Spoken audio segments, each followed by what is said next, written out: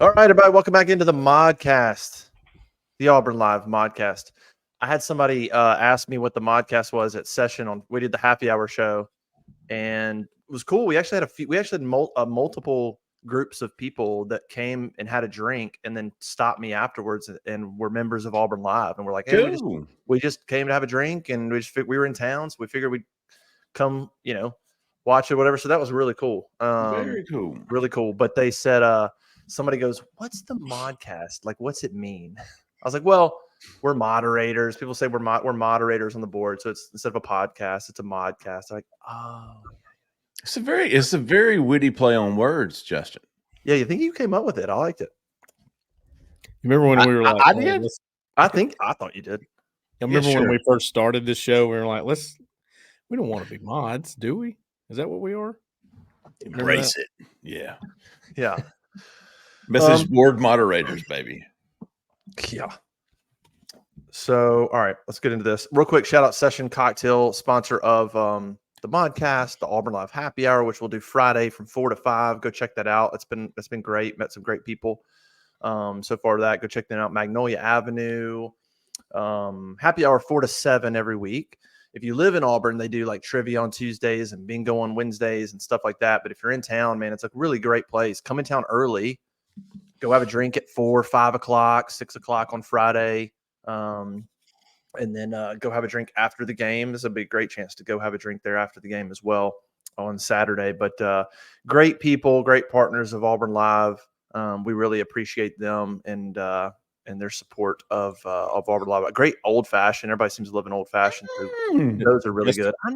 I'm not a huge old fashioned. I'm just not. But they make everybody that loves them loves theirs. But that's not really. I prefer Miller High Life, which they have. They have wine. If for the women, you can go get a half a bottle of wine and take it home. Like you basically just buy it, and there's your little half bottle of wine. Whatever you don't drink, walk out the door with it. So my brother-in-law is a huge old-fashioned guy. Like, I don't know, sir. I don't know what it's all in. I'm just pour me some bourbon and leave me alone. I got a buddy coming down, Justin. He said you talked him into it. He's going to session. Do it like Friday. Is he going on Friday? Yeah, he's going to the game, so he's gonna stop in maybe before or after. I'm not sure. Yeah. It's a great spot, man. Friday was perfect. Like when we did the show, it was hopping, but it wasn't packed, so it was perfect. It was a great spot. Like 4:30, you're already in town. Maybe you're doing dinner later, and just come in there and chill and have a drink. People are walking around downtown, of course, with the weather. I don't know what. Yeah. By Friday afternoon, I don't know what will be looking like. Probably still getting a little bit of rain, but hopefully a lot of it comes through tonight and tomorrow morning and gets done. Saturday's going to be, I think, turn into a great day. Like, I think it'll move a lot of the humidity out. High of like 79. Might be a little wet for people tailgating because of the rain that's come through, but it should be sunny and nice. You're gonna start to feel a little bit like hunting season there, Jeffrey. Hell yeah. Hell yeah. Hey, and while you're at Sessions, pull up your prize picks, folks. Get on your prize picks for this weekend. Play $5, get $50 instantly when you use the promo code Auburn Live. Use that promo code Auburn Live. $50 credit, man, straight to your account once you play $5 in lineups. What is prize picks? It's a lot of fun. It is it's the largest independently owned DFS. That's daily fantasy sports for all you rooks. The easiest and most exciting way to play DFS is just you against the numbers. Pick 2 to 6 player stat projections. You're either going to pick more or less, and that's about it all. Watch the winnings roll in. The more players you choose, the higher your winning percentage, your multipliers will be. Let's see. They've got it's easy withdrawals is what I like about it. Quick, easy withdrawals, easy gameplay, an enormous selection of players and stat types are what Prize Picks makes Prize Picks the number one daily fantasy sports app. Last week, we didn't do as well as we had hoped with our Auburn picks. This week, no Auburn, Oklahoma picks. But I'm looking back at our picks from last week. We had Jarquez Hunter scoring a touchdown one way or the other. He did not. Oh. We did hit. Remember when we said it would be a bad bet not to pick that? Yeah. Yeah, if we lose that, something bad is happening. Like, it's not good for Auburn if Jarquez Hunter doesn't go. Yeah. We did pick more 39.5 receiving yards for KLS. He went 89. He had a big game. No, he had 156. Yeah, he had a big game. Maybe the more or less was 30. 89. Maybe that's what either way. And then I don't know if it was us or it was me afterwards, but it was Hank Brown more than 227.5 Ooh. passing yards. I don't know. I've got more picked, and obviously he didn't finish the game. This week, a lot of Georgia, a lot of Alabama flavor in here. I think it's the basically a free square steal. Caleb Williams, go to NFL, pick Caleb Williams that will have more than a half a yard passing, and then pick one more dude, get it right, and you win.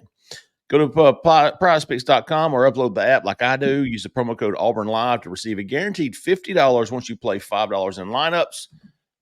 And let us know how you did. Prize Picks. I'm not even going to try to set some hypothetical numbers for this Auburn team. I hear you. I'm not even. No, I'm not doing it. No. Unless you want to go interceptions. Would you take Keandre Lambert-Smith over 100 yards or less?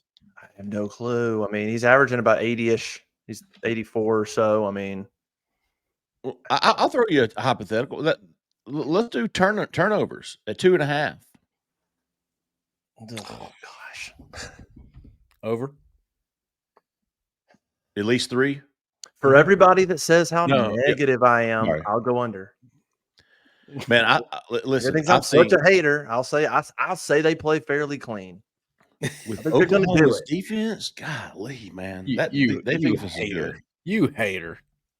Can't believe you. Oh, Justin Hokanson. It's always him. You know it? No, I think over. This was going to be one of the talking points today when we talk about this game. I don't see an issue being resolved with fumbling. I don't see an issue being resolved if you put Hank Brown in the game. I think he's still going to have issues with coordinator, defensive mind like Brent Venables. All right, quick stats. We'll set the stage, and then we'll get into thoughts. So Oklahoma's a 2-point favorite. 45.5 is the over-under. Oklahoma leads the series 2-0 all time. Of course, they were. I was at the Sugar Bowl when they played Baker Mayfield, and they lost. Can't believe Auburn's only played Oklahoma twice.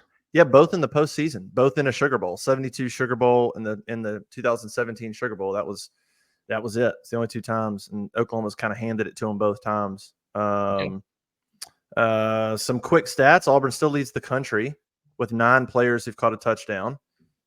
We still have that going on. I saw Pro Football Focus's stat the other day. Keldrick Falk is 3rd in the country in quarterback pressures. He's the one guy on this team, like Keandre too, but Keldrick Falk's going to be a high draft pick. Like when it's time, Absolutely. he's going to be a really high draft pick. What else? Auburn's 7th nationally in red zone defense. A lot of missed field goals. I think Arkansas missed one, hit one. So I think opponents so far this year, obviously all at home. I think they're 4 of 11 because I think I tweeted that they were like, or they might be 4 of 10. I think I tweeted they were like 3 of 9 after Arkansas's first miss, and then they came back and made one. But man, kicking field goals in Jordan-Hare is not for opponents. Like it is a 50-50 proposition lately. Speaking of field goals, is it strange? Do you just say that it's just bad the way the offense is, or is it a game plan?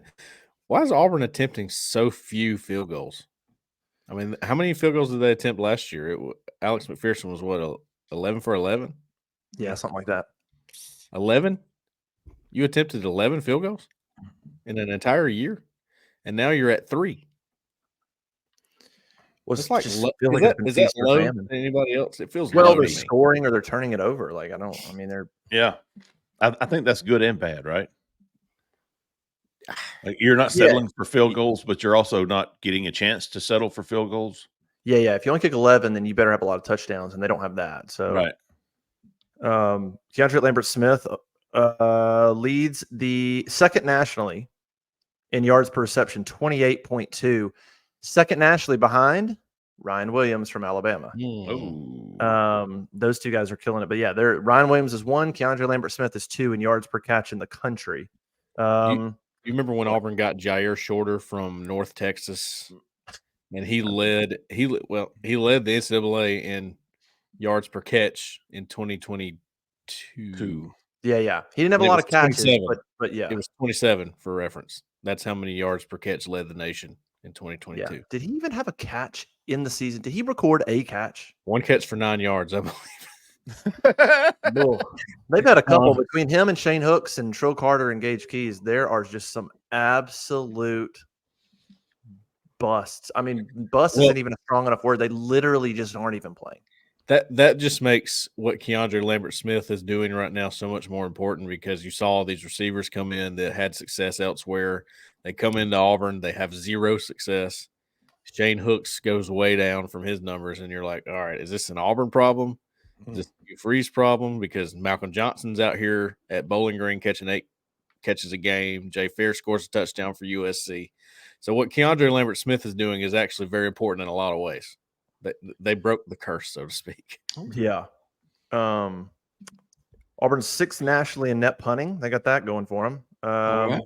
They're one of 7 teams who the opponent has negative punt return yards. I don't know what Oscar Chapman was doing. That was a mistake. That was a problem. And then there's some that are not in the game notes that I've written about a little bit. If you're talking about silver linings, they are 6th nationally in yards per play at over 8 yards per play, which is shocking. They are top 15 in the country in yards per rush. They have 2 running backs. Damari and Jarquez are both averaging over 7 yards a carry. They're both top 6 in the conference in yards per rush. Even big plays in the conference. They're 1st or 2nd in 10-plus yard plays, 20, 30, 40-plus yard plays. So it is literally they're the big plays and stuff, and some of the yards per rush are happening. But obviously, when you are dead last in college football in turnover margin, that pretty much is going to negate all the good. So having said that, what are the thoughts going into this game? Oklahoma's offense is not much better, although with a new quarterback, you can kind of erase anything you've seen from Oklahoma's offense. I don't know what this new version is going to look like. Their defense is really good. I think all the things that you just mentioned and reeled off is what gives me personally any type of hope moving forward. It's almost like I think I said it last week. It's what if Auburn's averaging 2 turnovers a game in their 2 losses? Are they 4-0? I mean, is the offense doing enough for in all facets except the turnover? If they get the turnovers fixed, they've got a decent run game. They're getting big chunk plays in the passing game. You take away the interceptions, you take away the turnovers. What is this team? What's the line now? Is Auburn favored to win? No, it's 2. Is it still 2.5 Oklahoma? 2. Well, he's saying what is it if Auburn's a clean? If Auburn's 4-0 and averaging just 2 turnovers a game against Cal and against Arkansas, and they're 4-0, they're top 15 and top 10 in so many different categories on offense and defense. What a different season this is. No doubt. No doubt. That's fair. Hugh said that on Wednesday on the teleconference. I actually asked him the question about Peyton and Hank, like, hey, how do you keep those guys encouraged? How do you keep those guys confident? Because there's no doubt they're feeling probably all kinds of pressure. And so is Hugh. And I told people on the board, I'm like, man, I think it's critical right now that Hugh has to compartmentalize the pressure that he may be feeling. He's got to keep that off the quarterbacks, because I think it's spilling over a little bit to them, and I get it. But he's got to figure out a way to sort of keep them optimistic. And even though he's maybe feeling stressed, he's got to try to relax on them a little bit. But yeah, I don't know. They beat Arkansas with 2 turnovers. Cal, that game could have been worse than 21-14. But yeah, 2 turnovers would have helped. I mean, I thought Cal beat Auburn, like outplayed him. I thought Auburn, you could say maybe. And I don't know about outplayed. You can't commit 5 turnovers and say you outplayed, but I thought it looked like Auburn moved the ball and was maybe the better team. I kind of thought Cal, like that day, Cal was the better team. But that's fair. Well, Cal's tough to beat because they're well coached, fundamentally sound. They don't turn the ball over a lot. I mean, they lost to Florida State, but it was still a close game. You know, Florida State's got more athletes. I don't really care what the record is. But they keep it close because they're well coached, and being well coached and fundamentally sound goes a long way in today's football. Sure does, dude. We were talking about we were hanging out waiting on players. I think it was Tuesday at the media, and we got to talk about other old Auburn teams. Somehow we got on the discussion of the 2006 Auburn team, and that just makes me think about what you just said, which is that team was not any good on offense. If anybody remembers the Tuberville team, they were terrible. Their best receiver was Rod Smith, who was a former walk-on. Brandon Cox was basically hurt all year. He had the wrap on his knee. They were just pedestrian on offense. They couldn't do anything. That team went 11-2 because they played great defense. They didn't play great on offense, but they didn't commit tons of turnovers. They were a pretty solid fundamental team, but they just found a ways to win by playing pretty sound football, playing really good, excellent defense, and just doing enough on offense. And that team, they had two kind of fluky losses, but that team ends up going 11-2. So, like, was that Kenny Irons? Kenny was Kenny's big year was 5, and then I think Kenny was Kenny was still there in 6, but he was kind of banged up that year a little bit. Yeah. Brad was there, Cox was hurt. They didn't, Carl Stewart was there a little bit, but the firepower wasn't there offensively. They didn't have enough, and people started to, I think, get onto the scheme, and they couldn't go downfield a lot. But they just did a lot of other things right. And you look up and you're like, this team with not a good offense at all, because 11-2. And I know football was different then, but the point is, playing sound football and not turning the ball over can win you a lot of games, man. You don't have to be phenomenal. I feel like that's what Auburn was a year ago. I feel like they've regressed because they're pushing things a little bit more now, trying to open up the offense, which is very understandable. I would never say they shouldn't do that, because you have to at some point. You can't, because you're going to go 6-6 every year if you don't have a passing game, right? Yeah. Because last year they were more fundamentally sound. They ran the ball a lot. Service Academy offense to an extent. And that's why they were in every game, especially the Alabama and Georgia games. It kept them hanging in there because they controlled the clock. They didn't turn it over as much. And they were in the games. So they have to find a way to mesh those two styles again. They got to have what they're doing now. They got to have it. I'm not arguing for them to go back to Service Academy offense, but they got to have a little bit of what they had last year too, and mesh it. Not just, hey, we're moving forward. We got to leave that behind. It's not time for that yet. It wasn't time for that when you started the season. It wasn't time for that when you played Cal. Now you're behind the 8 ball. You got to find a way to get that back together.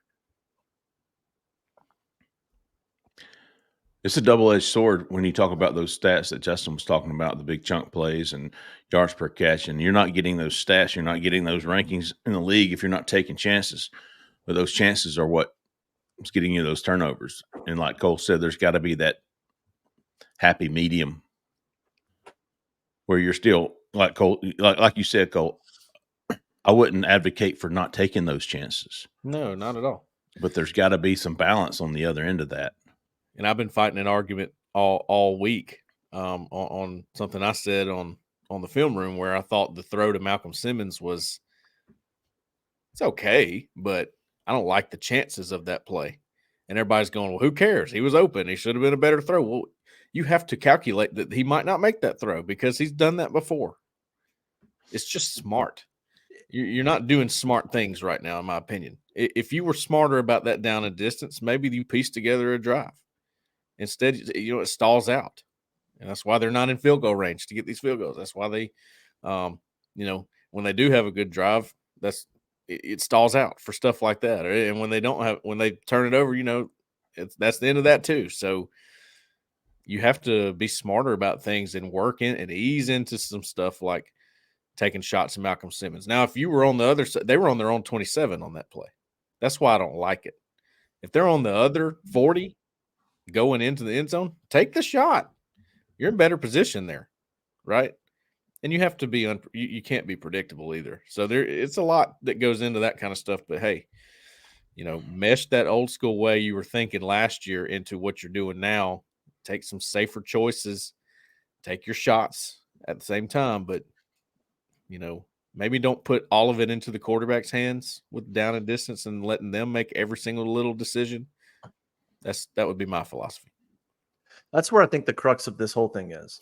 And by the way, Malcolm was open, and that's a throw where you go back and Peyton would tell you that he made a poor throw because Malcolm had a step. Well, yeah, he had it. I get your point too, but Hugh's just this is more the crux of the situation, which is Hugh is going to say, and he's continued to say, the stuff is there. The scheme is there. The chances are there. The opportunities are there. We have to execute. And so really it comes down to one, at what point does Hugh decide, okay, I actually don't think we can consistently execute what I'm asking him to do. So do I change? Like that's kind of where, and like, can we actually stop turning the ball over? I know everybody keeps saying, well, if we would just play clean, if we would just, I hear you. But Auburn doesn't have a history over the last however many games now of playing clean football. Exactly. So it's not an aberration when they commit 3-4 turnovers. It's the norm.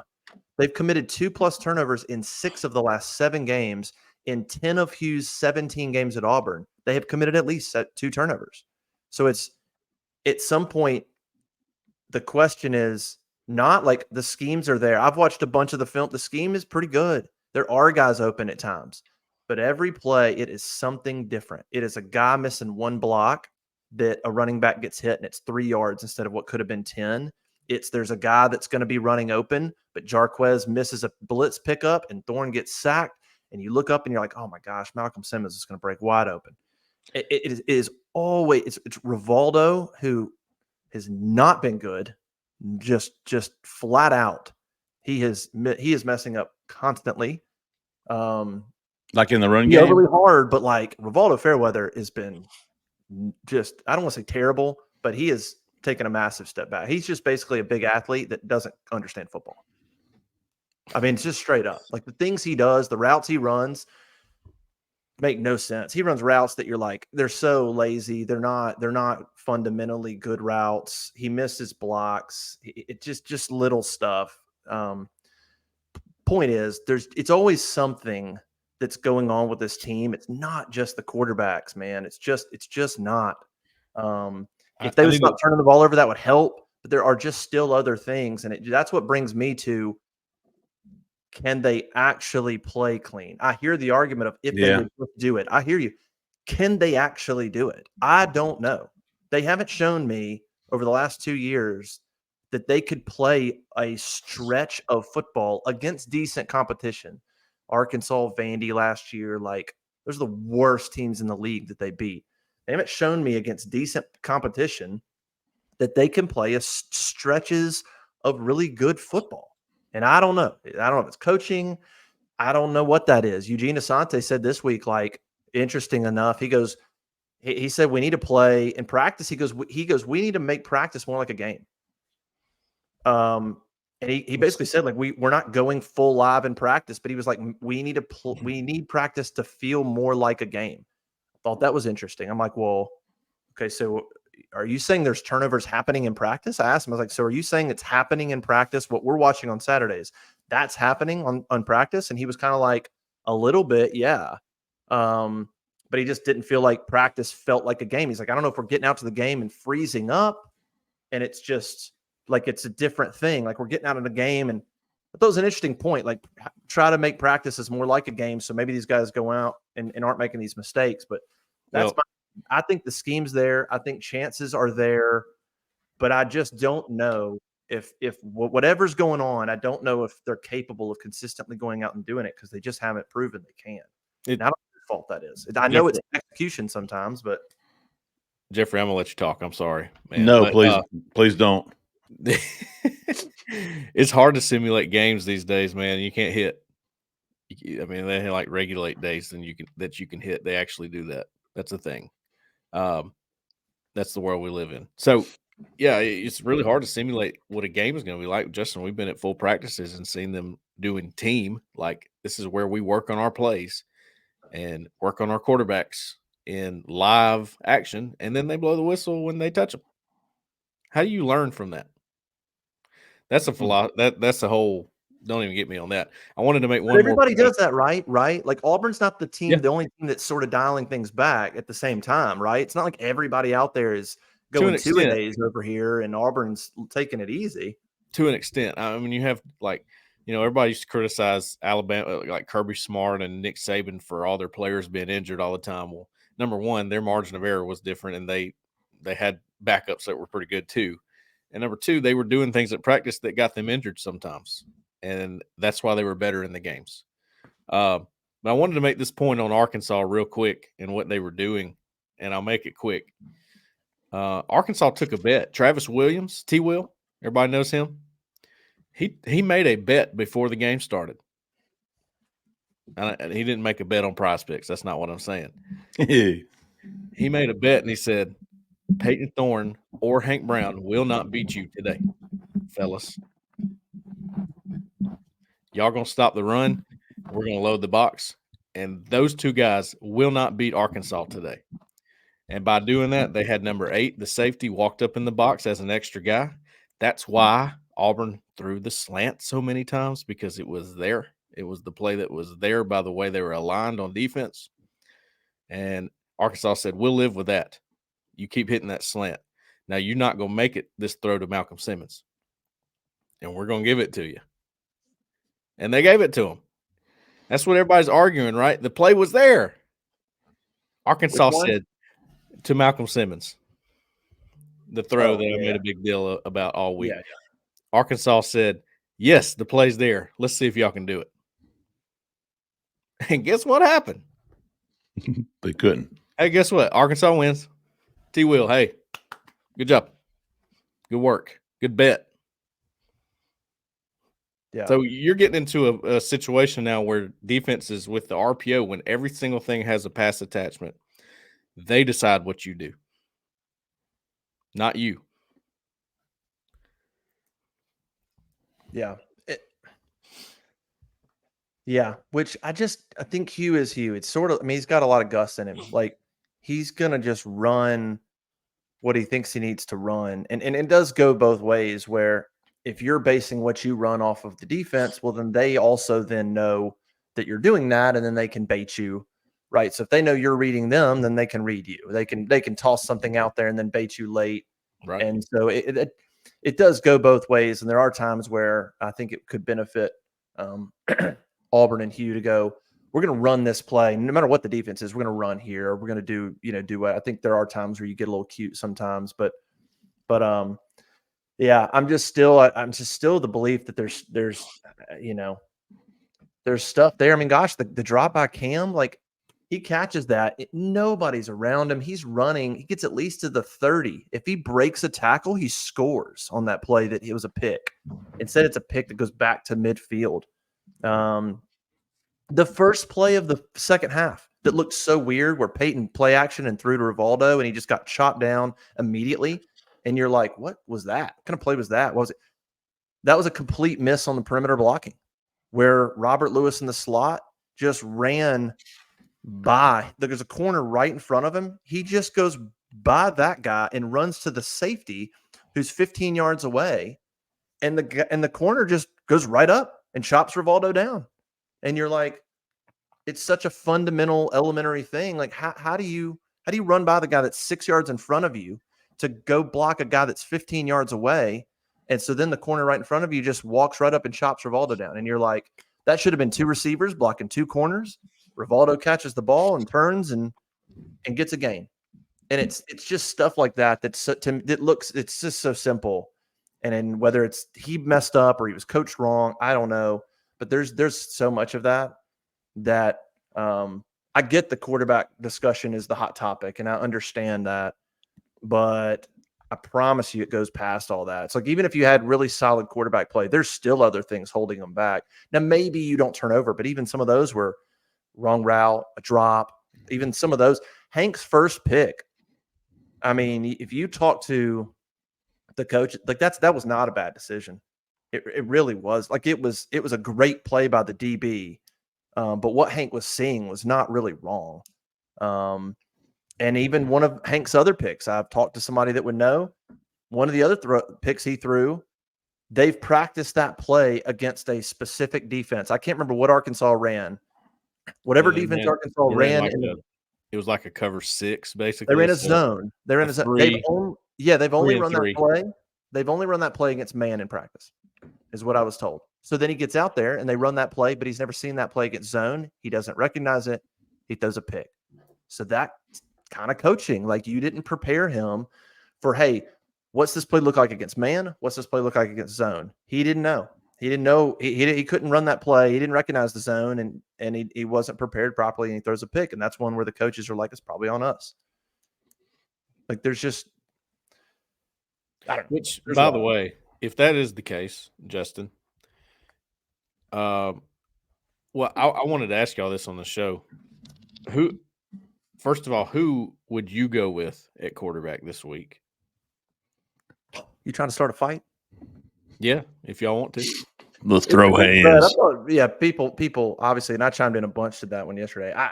I wrote on Sunday I would start Peyton. I think I wrote in my 3-2-1 that I would go Peyton.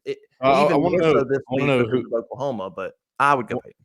I want to know who y'all would pick. I want to know who you think Freeze is going to pick. Peyton and Peyton. I agree. I think Peyton and Peyton. Yeah, could be wrong. Well, do you know something? Peyton, no, I think Peyton too. I would go with Hank personally, but I think they'll go with Peyton Thorne. Do you give him a short leash, or do you? Yeah, I don't see a way that there's not a short leash on either guy right now, and for different reasons. I mean, Hank, I think you see so much potential there, but I mean, look, even if the coaches didn't go over a cover 6, okay, not many people run that. It's like there's only so many hours in the day. I can only teach him so much in 1 week. This is where we're at right now. He's going to have some lapses and see some things he's never seen. He's never played. He's never started. So that's a risk there. And then the risk with Peyton Thorne is that, he freaks out and maybe doesn't let a play develop, or he'll throw a pick. He'll turn it over. He gets sacked a lot more as of right now. He does. So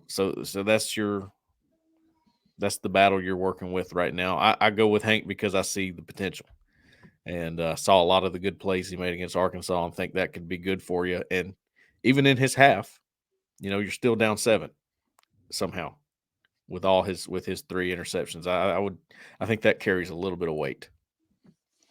To be honest with you, Cole, I really don't care. I really don't. If Hank Brown runs out there tomorrow, I'll be like, fine with me. How about from a recruiting perspective? Hank Brown. And you know why. Who are you recruiting? From a recruiting perspective, who are you trying to entice? Well, I mean, obviously they're trying to get Deuce Knight. Does it matter which quarterback you throw out there to him, you think? I don't think it matters to him. I doubt it. The only thing that would matter to him is if you threw Hank out there and Hank lit up the world. And then he's going, oh, wow, I didn't know this kid was that good. Yeah. That could be an interesting thing. But recruiting-wise, you want Peyton Thorne to go out there and light it up. Yeah, because that makes no difference to. Right. That'd be best case scenario. Yes. For everybody. Honestly, I said this last week. The worst case scenario is Hank Brown going out there and lining it up.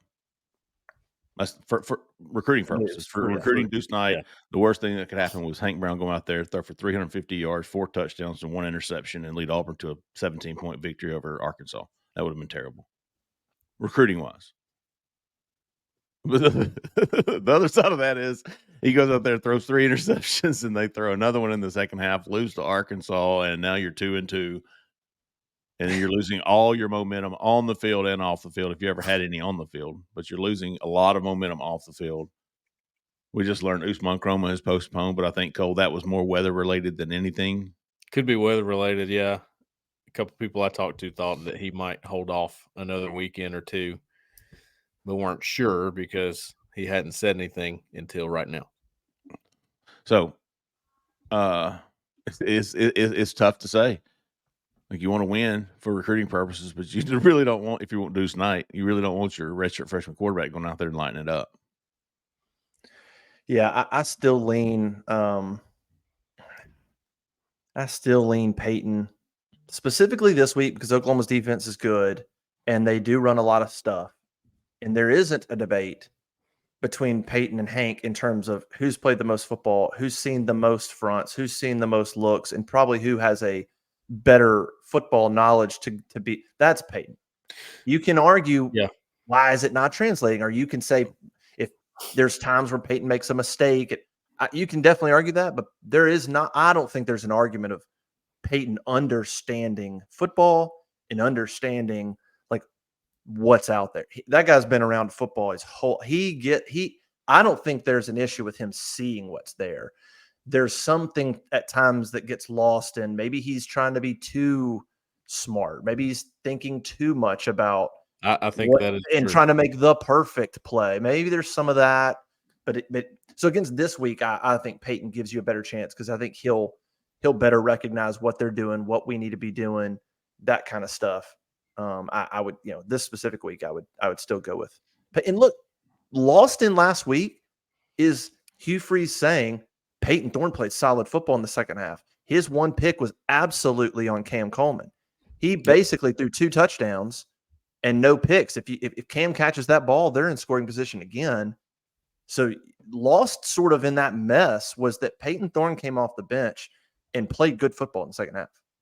He did. Absolutely. Yeah. I mean, he did a lot of good things.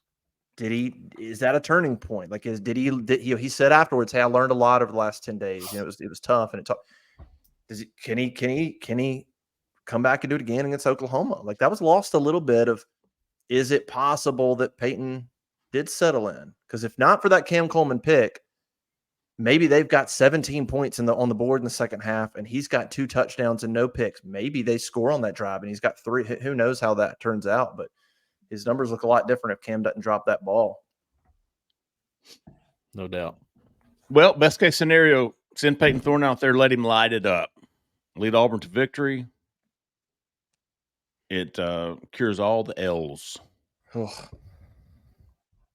Including recruiting. That's more what I was thinking. They need a win. They need big time. They need a win. Like the pressure that's building on these guys they think they're really close, and they got to get over the hump. They have got to prove to themselves they can play clean football. They have got to prove to themselves. And I put on the board, it gets to the point, and Freeze said it. He goes, our margin of error, it feels like life or death right now. And that's exactly what I said earlier in the week. I was like, they literally have to go out and be like, all right, our goal is to play the first quarter clean. And then our goal is to play the second quarter clean. Like, it needs to be that kind of mindset that I would take with them. I'd be like, play a 15 minutes of clean football. Then let's try to do it again. And then let's try to do it again. Because I think that's where they're at. And if they can somehow put some of that together and prove to themselves that they can do it, oh man, it'd go along. Even if they didn't win, they need to win, obviously. Yeah. They need a win. But if they could just play clean, like, that would be a great start. And if they play clean at home against an Oklahoma team that's had their struggles offensively, I think they put themselves in great position to win the game. But it's going to be a grind because you got 2 of the top tacklers in the league are on Oklahoma's defense, and Stutzman and the safety Spears Jennings. But offensively, we have no idea what to expect from Oklahoma on offense. I mean, you can pretty much erase whatever they've done because this is going to be a completely different quarterback, and I don't know what they'll look like. Deion Burks is questionable. The fantastic receiver that Auburn went after, he's questionable. Of course, they already lost one of their good receivers in the preseason. I looked at their running game. Their running game is like, their leading rusher is 30th in the league in rushing. Like, they haven't had any kind of running game going. They're almost dead last in third down conversions, which is good for Auburn because Auburn struggled so much there. They're converting like 28% on third down. But again, with this athletic quarterback, here we go again. What's Auburn learned over the last 3 weeks that'll help them? Because here you go again with an athletic quarterback, and you got to try to get these guys off the field. It'd be a lot easier to take a loss without turnovers. Like you said, play a clean game and lose. I can accept that. I can deal with that. Just to get beat, that's fine, man. Just don't beat yourself. Don't help them out. Yeah. Don't make it easier for them. Yeah. Like, we know there's a talent gap on the depth charts for basically 80% of the SEC, Auburn against the SEC. If you don't turn the ball over and you lose and you look good doing it, Like play good football, like you said. I think me and Cole were talking. I want to see Auburn play good football. I haven't seen them play good football consistently in a long time. You almost like, look, the scheme looks good. Y'all are getting plays open. All that looks pretty good. You run the ball well. Maybe take one of those team drills out this week and just do fundamentals for an hour. Yeah. I Look mean, that's fundamental, almost yeah. where you're at. If you get those things cleaned up, you're winning. You're winning these games. Do the basics right. Yep. If you fumble, it's because somebody put a helmet on the ball and you had no Trust me, choice. I've been in that situation as a player and as on the other side where we got into week 4 or 5 and went, hey, this don't look right. Let's fix the small things today. We got this. You know how to run inside zone at this point. We'll get to that today too, but we're not going to do it 100 times. We're going to make sure we hold on the ball. We're going to make sure that our routes are clean. We're going to make sure that we tackle well. You got to figure that stuff out. You got to walk before you can run, right? Yeah, and looking back, you could make the argument so far in 17 games. Georgia, they were +1. They had 1 turnover, but they forced 2 in that game. Lose 27-20. Nothing wrong with that. What was the turnover margin? I'm sorry, -1. No, you were +1. They forced 2 and only gave up 1 in that game last year. Absolutely. Good. Mississippi State, no turnovers, won by 2 touchdowns. Other than that, like Ole Miss, they were -2, or Ole Miss, they were 0, but they still committed 2 turnovers. Even Vanderbilt, they committed a pick 6. Arkansas last year, they won big, but still committed 2 turnovers. Then we know what happened against New Mexico State. Even Alabama, they were -3 in that game, which kind of crazy. Wow. They still should have won that game and were -3 at the muff punt. Well, take that back. They had the muff punt, but Peyton had an interception that was desperation. So really, you're really probably 2 there. That's probably a little skewed. But there just aren't like a lot of really solid, consistent, clean games to point to. I could probably point to 2. I mean, Arkansas, you still committed 2 turnovers, but you scored 48 points. But that team was so bad that Maryland, Cal, New Mexico State, New Mexico, Arkansas, it's just not a lot so far in 17 games of pointing out and going, 1, didn't turn the ball over clean across the board. There's very, very few instances that you can really point to, which just kind of goes back to my point of, I don't understand. I don't know what that is. I don't know. And I asked Hugh that question on Monday, and I maybe could have worded it better, but I asked him, I said, you got the turnovers that have happened in this year. You got a history of turnovers at Ole Miss and Liberty that are absolutely there. 22 turnovers is what his team's average. That's a lot of turnovers every year, not just at Auburn, not just at Liberty. Go back to Ole Miss, 22 turnovers a season. How is that not some type of coaching? Like there's all kinds of players, there's all kinds of quarterbacks. That's what worries me is I don't know what is causing year in and year out his offenses to turn the ball over. And here we are again, 14 through 4 games. Everybody love to blame a player, but that's a lot of historical data that it does not make you feel great about saying if they can only play a clean game. In the common denominator there being Hugh Freeze. It's the only common denominator, yeah. And I'm not in the practices. I'm not in the rooms. I don't know how he's coaching offense. I don't know what the emphasis on and what the emphasis is not on. But somebody said on the board, like, well, Auburn's not a 4-8 team. Like, they're clearly better than that. I'm like, I agree. Their talent is better than that. But at some point, you just are what you are. If Auburn goes 6-6 or Auburn goes 5-7, and it's because they consistently make mistakes, that's exactly who they are. You don't get to go, well, they're not really a 5-7 team. If we would only you do it over a long enough period, that's exactly who you are. You just are an undisciplined football team. Period. Yeah, I want to make something clear too. And it sounds like we're really, especially me, I've been all over the fumble thing. And I am not calling somebody out. I'm simply saying there is an issue, and I have not seen a fix to it yet. Whether that's, the running back's fault, Derek Nix, Hugh Freeze, I'm not saying that. All I'm saying is there's an issue that hadn't been fixed. And when I went to practice Tuesday last week, texted my dad. I didn't want to put it on the board. I didn't want to cause. Yeah, you showed me the text. You absolutely you said exactly what happened to Damari. You literally pointed that out at practice on Tuesday. The exact thing that you saw is what Damari did on Saturday. Love Damari, one of my favorite people. Well, let me pull an Uncle Rico here, and I coached a little running back in my day. Hey. We didn't fumble because that was my job. I was the fundamental guy. I was not the play caller. I didn't have that much to do with an offense. I was the guy that went to practice every day and did fundamentals for an hour with the running backs. You can't have the elbow out.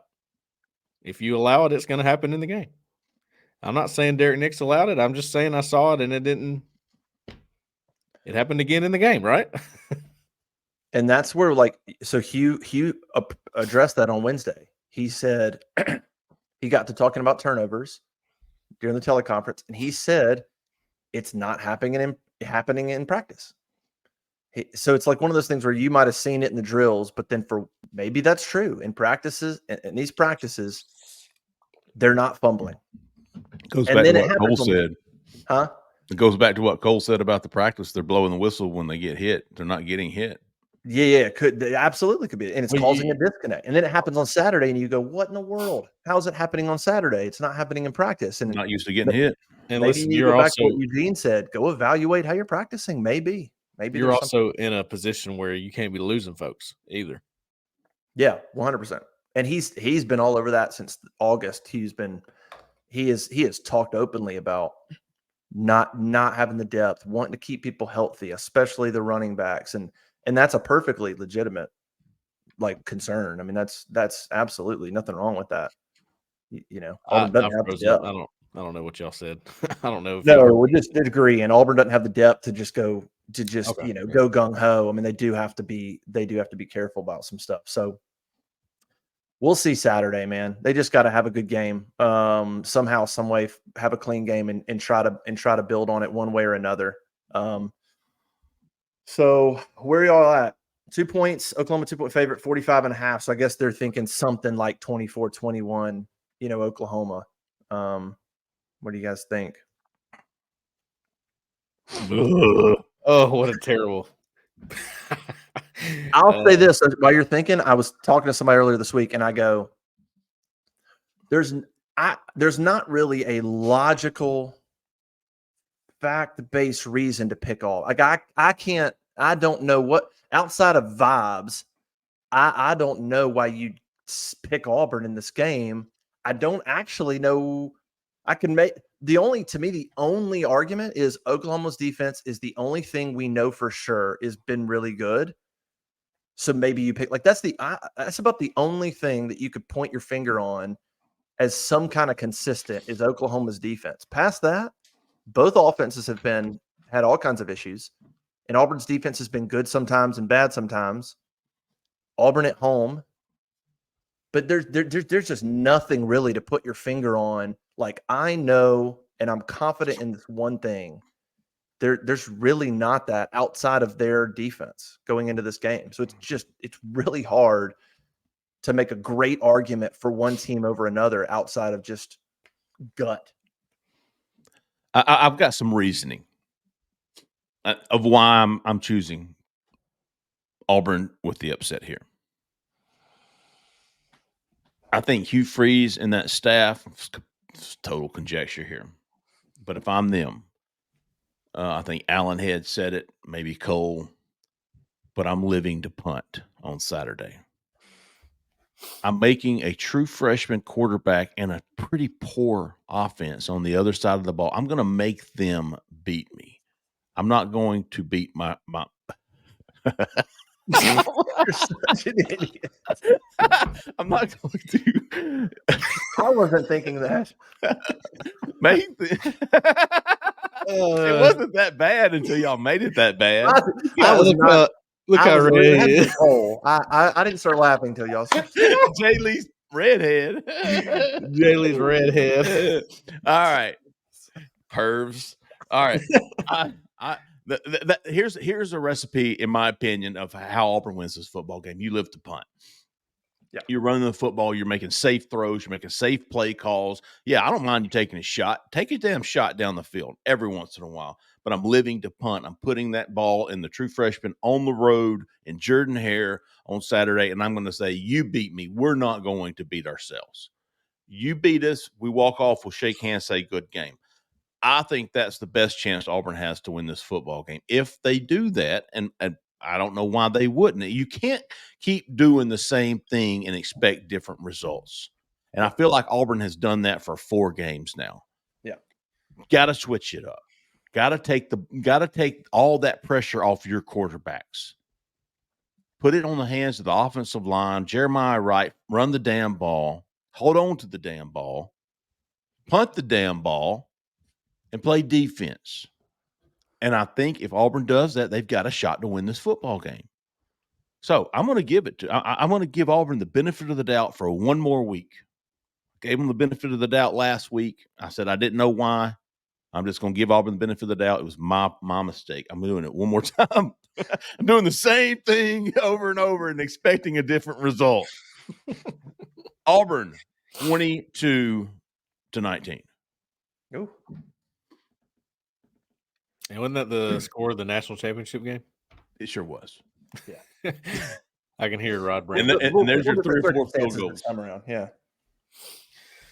Oh, man. I debated going with Auburn even while you were talking, Jeffrey. Oh, I was hoping I was changing your mind. That's what I'm saying. It's a vibes thing. I didn't.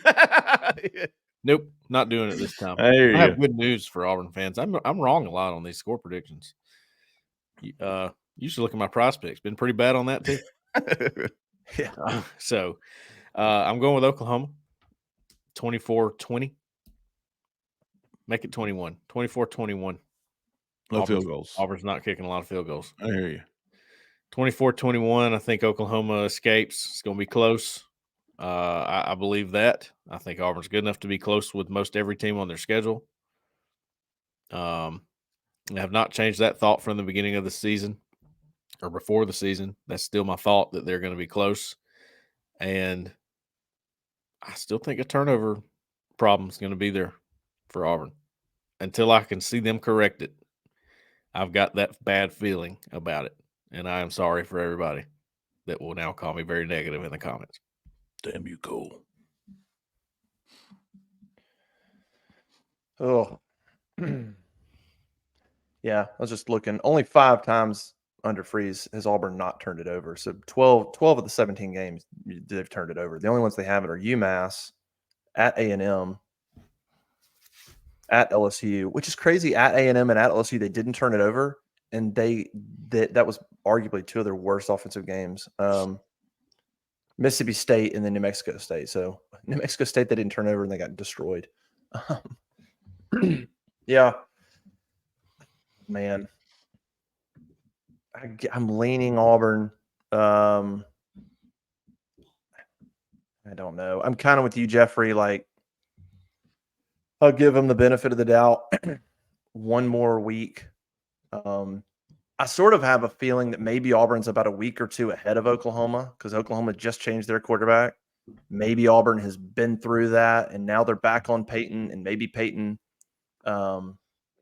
rebounds, and he's had that half of pretty good football. And so maybe they're about where Auburn was 2 weeks ago, and they're going to go to this kid, and then maybe this kid's going to have his struggles, and then they're going to maybe go back to Arnold next week. So maybe Auburn's about a week ahead of them in terms of the quarterback flipping around, or this kid's just awesome. Who knows? Yeah. I don't know, man. I'll lean Auburn. I'll give them the edge only because I'll just reiterate, like watching the film, there are opportunities there. If they can they don't have to play perfect. Just limit the mistakes. Like nobody's going to play perfect. Just limit them.